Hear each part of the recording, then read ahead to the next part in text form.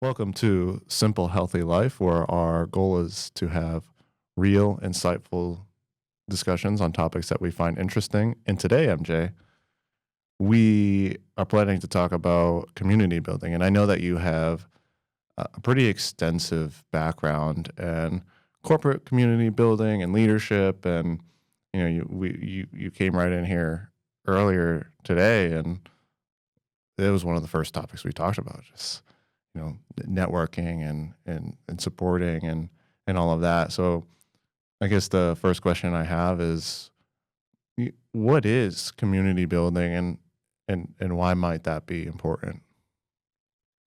Well, let's get at it. Get right after it. Yeah, yeah, yeah. Well, let's go why it's important first, right? And let's go with probably the biggest one: longevity, living, lifetime, lifespan.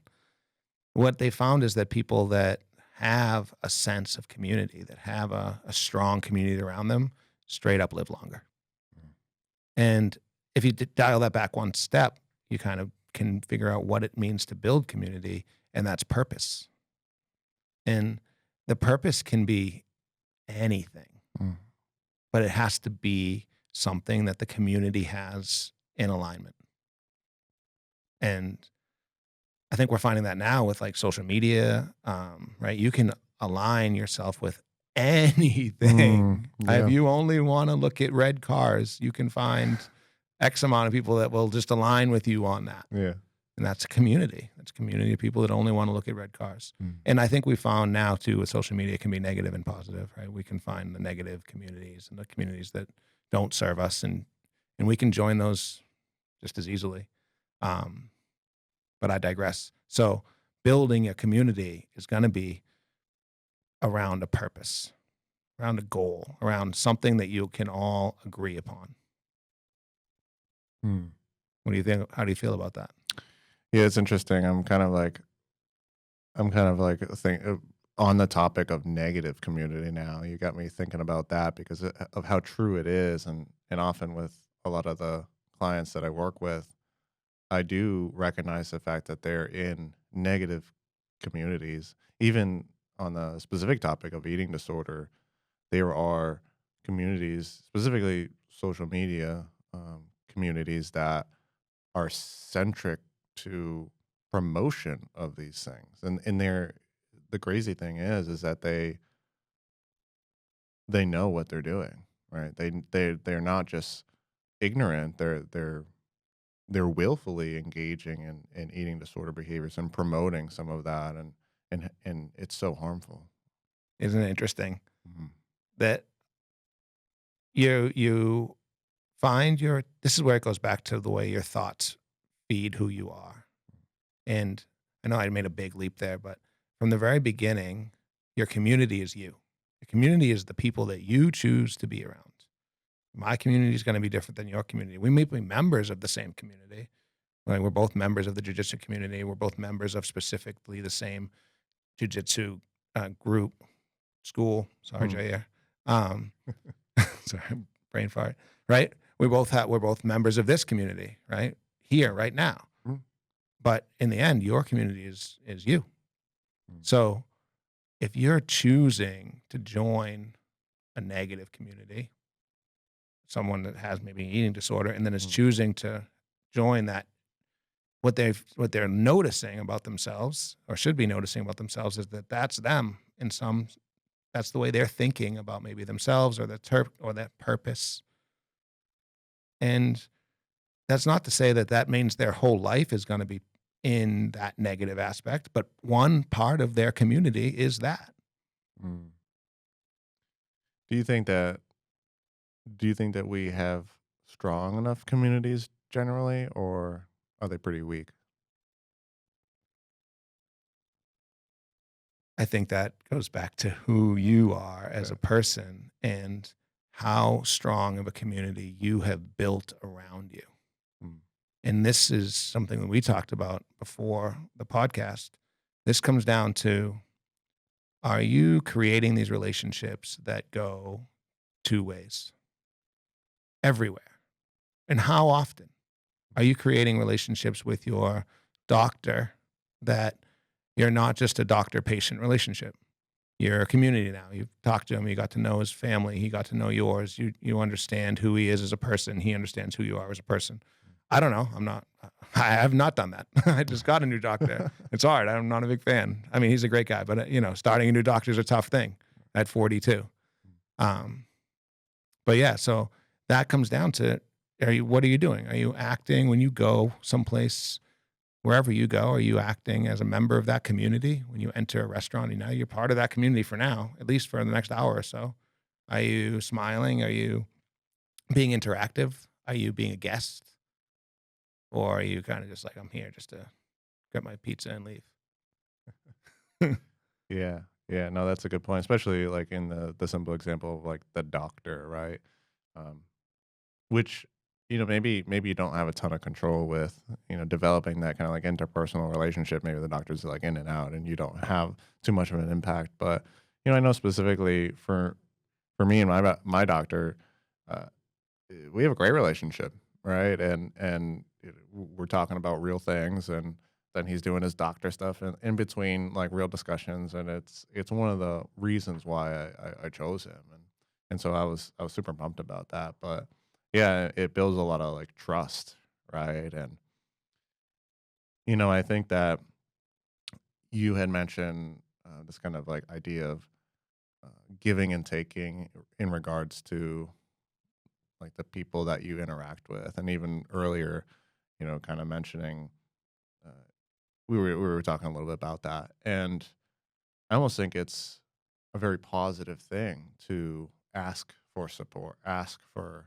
a favor, um, because that's going to eventually cultivate a relationship where you are both not relying on each other, but at least giving and taking, and that's going to create a bit of a deeper connection, right? I couldn't agree more. Mm. Yeah, I couldn't agree more. I think there's certain ways that we can build deeper relationships, and reciprocation going back and forth is certainly one. And I think there's something too that you also have more experiences with the other person. Mm. Right? If you're asking, if I'm like, hey, Ryan, can you do this on a Tuesday? And you're like, yeah, cool, no problem. Then we're going to see each other on that Tuesday. We're going to have an experience together. And the way that interaction goes, we'll let you know, like, oh, maybe he's someone I can ask a favor for in the future, or maybe or maybe I like that. That was fun. Maybe I do just want to do something that's outside the scope of this favor together, right?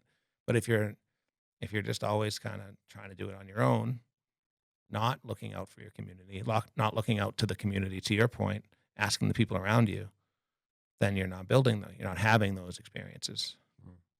Make sense? It does, yeah. How do you bridge that gap between uh, and maybe just I know that you're not perfect at this, but how do you bridge the gap between not wanting to ask because you don't want to feel like a burden or whatever it is, to actually then asking for the support, asking for the help, asking for the opportunities to these people you're trying to develop more close relationships to. Yeah, I'm not good at this. I would say, yeah, this is what this is what I'm trying to learn is that when your intention is true and honest and pure and in aligned with your actions, then you shouldn't have to feel a certain way about asking for help from your community.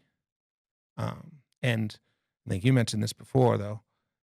A lot of those community members would love to help you, Mm. right? And if I think about myself as a member of the community, and one of the community members, someone that I have interacted with a bunch of times, comes to me and says, "Hey, can you do this thing with me?" I would love to. I'm honored Mm. that they would ask me.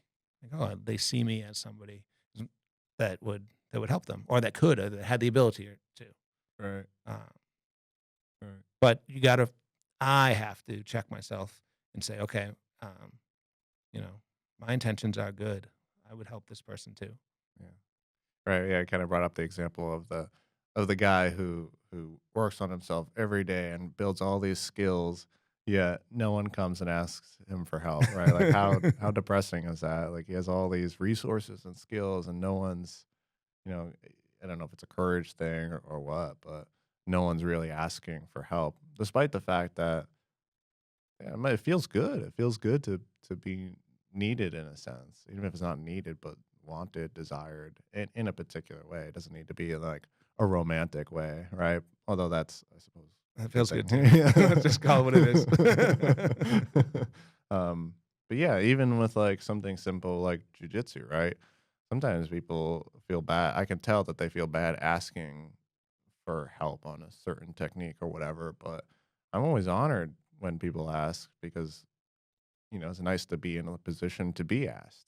Right? I'm not a white belt anymore, so it's not like it's not a bad thing, right? Yeah. So Nice. mm, I agree completely. And look at all those people that have asked you for help in the jujitsu community that you have spent the time with that now you've got to know, mm, right? right. Because they went out of their comfort zone a little bit and just asked.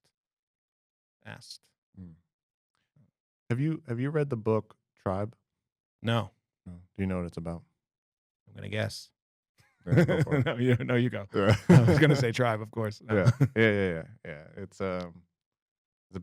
about how we've kind of grown out of or navigated away from real close knit communities.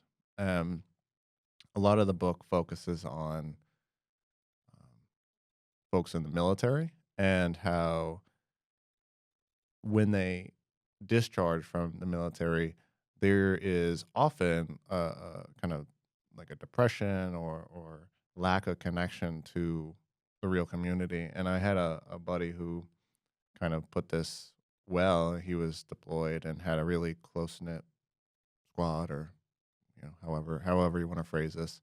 And he kind of came back into the normal 9 to 5 family life kind of thing. And granted, has his family, but recognizing that even with his work, he doesn't feel a connection to anyone. There's like these social hierarchies that seemingly don't make very much sense, and um, coming from this like close knit squad, it was kind of a depressing thing. And one of the reasons why he got into jujitsu was because there is this deeper sense of community. There's this deeper sense of like rank that makes logical sense to us, I suppose, with time and effort and skill, right? Um, and so this book is kind of just bringing up a lot of good points that because we've navigated some away from some of that closer knit tribe like community, that's where a lot of our issues with depression and loneliness and stuff kind of stem from. Oh, absolutely. Yeah. I mean, no doubt. That sounds like a great book. I mean, at our core, like we have to be pack animals, Mm, right? We just are, right? We go from our family, our group to we find a tribe or a group that we can really closely relate to, especially at a young age, if we can do that. mm, I wrestled and I played football because of the tribe group, the group us against them. We get to go do this thing together. mm, Rah, and it's us. And then to do that to the extreme, right? Life or death situation, you develop that community, that pack, and then to lose that and come back and they go their way, you go your way. Now you're a lone wolf, a lone person, alone, and that alone feeling at that level. No, I know I'm going. I know I'm going with this.